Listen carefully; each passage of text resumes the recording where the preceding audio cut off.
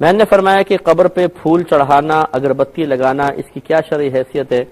دیکھیں، اگربتی کی تو کوئی شرعی حیثیت نہیں ہے۔ اگر کوئی یہ سمجھتا ہے کہ شاید میں اگربتی سلگاؤں گا تو اس سے مردے کو فرحت ہوگی، خوشی محسوس ہوگی، رحمتوں کو نزول شروع ہو جائے گا، کوئی اس کا شرعی تصور نہیں ہے۔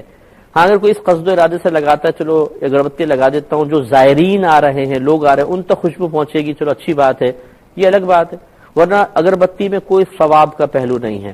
اس سے کوئی مردے کو راحت نہیں ملتی ہے۔ اور اس میں بھی فقہاء نے واضح طور پہ لکھا ہے کہ اسے قبر کے اوپر نہ گاڑیں، جیسے ہماری عادت ہوتی ہے کہ 5 6 10 جلا لی، اب وہ قبر پہ یہاں کر کے نکل لیے، یہ غلط طریقہ ہے۔ ہونا ہی چاہیے کہ آپ قبر کے ساتھ، جہاں کوئی قبر نہ ہو، قبر کے ساتھ جو ہے کوئی ایسا برتن وغیرہ کے اندر مٹی رکھ کے اس میں لگا دیں، اور یا پھر زمین پہ گاڑ دیں، لیکن قبر کے اوپر گاڑنا یہ مکروہ عمل ہے، ایسا نہیں کرنا چاہیے۔ باقی رہے پھول چڑھانا، اس میں کوئی حرج نہیں ہے۔ نبی کریم صلی اللہ علیہ وسلم کے دور مبارکہ میں بخاری کی روایت ہے، سرکار ایک دفعہ 2 قبور کے پاس سے گزرے تو آپ نے ارشاد فرمایا کہ ان 2 قبر والوں پر عذاب ہو رہا ہے، اور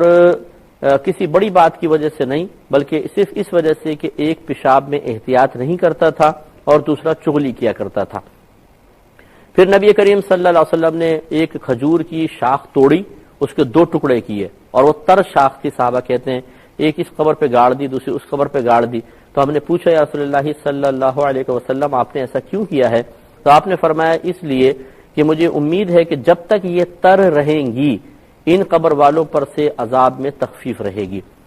تو اس سے شارحین نے یہ نتیجہ نکالا ہے کہ چونکہ وہ شاخیں تر تھیں، اور جب تک کوئی چیز تر ہوتی ہے وہ اللہ تبارک و تعالیٰ کا ذکر کر رہی ہوتی ہے، تو یہ شاخوں کا ذکر عذاب قبر میں تخفیف و کمی کا سبب بن رہا ہوگا۔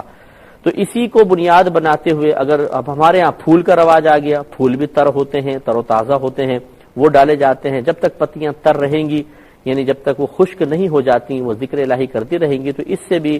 مردے کو راحت پہنچنے کا امکان ہے۔ اور یاد رکھیں کہ جب کوئی عمل مسلمانوں میں رائج ہو جائے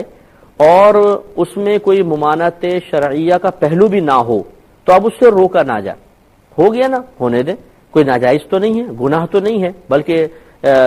کھجور کی شاخ والی حدیث سے اس کو تقویت اور تائید بھی حاصل ہو رہی ہے، تو اس لیے اس طرح پھول وغیرہ ڈالنے میں کوئی حرج نہیں ہے، ڈال سکتے ہیں۔ لیکن یہ مطلب نہ سوچیں، مبالغہ رائی نہیں کرنی چاہیے کہ جی مطلب کہ